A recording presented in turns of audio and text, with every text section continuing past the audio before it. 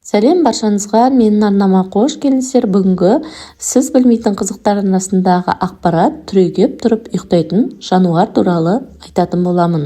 Үй жануарларының ішінде ең әдемісі адамға ең жақын саналатыны жылқы. Оның артықшылықтары өте көп. Ер қанаты ат демекші, осыдан бірнеше ғасыр бұрын автокөліктер шықпай тұрған кезде қазақтың басты көлігі жылқы болған. Қазірдің өзі қолданыстан шығып қалды деуге келмес. Осы жылқының жас ерекшелігін тісіне қарап ажыратуға болатын білесіз бе? Жылқылар жерден шөп жеген кезде шаң тозаны топырағы ілесе кірмес үшін оларда тіс бар. Және ол тістер жылқының жасына байланысты өсіп отырады. Жылқылардың тістері 2-2,5 сантиметрге дейін жетеді. Жылқының жасын ажыратуда тістің атқаратын рөлі зор. Мысалы, тайдың 1 жасар жылқының тістері бірдей болады.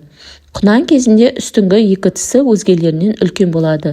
Содан кейінгі дөнен кезінде үстіңгі 2 тісінің жанына тағы 2 тіс қосылады. Әрі астына 2 тіс өседі. Осы ретпен жылқының тістері ұзарып отырады да, бесті болған кезінде барлық тісі ұзарып, азу тістер шыға бастайды.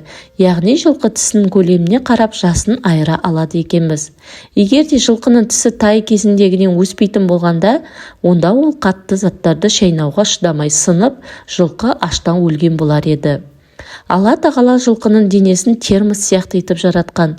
Ол әрдайым 38 градусты сақтап тұрады. Қыс мезгілдерінде жылқы жалы жылудың қалыптылығын сақтауға ықпал етсе, жылы мезгілдерде ол түсіп, түлеп, сиреп, салқындатуға әсер етеді. Сіз жылқының түрегеп тұрып ұйықтайтынын білесіз бе? Егер адам отырып ұйықтаған болса, басы босап, бұлқылдауына оянып кетеді. Ал Алла тағала жылқыларға тұрып ұйықтай беретін қабілет берді. Жылқылардың аяқтары ауыр жүктер көтеруге ғана емес, шапшаң жүруге де ойластырып жасалған.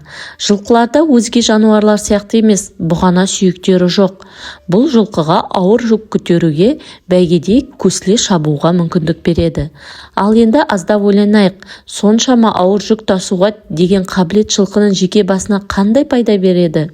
Әрине, Алла тағала оларға бұл қасиетті адамға пайдалы болу үшін берді.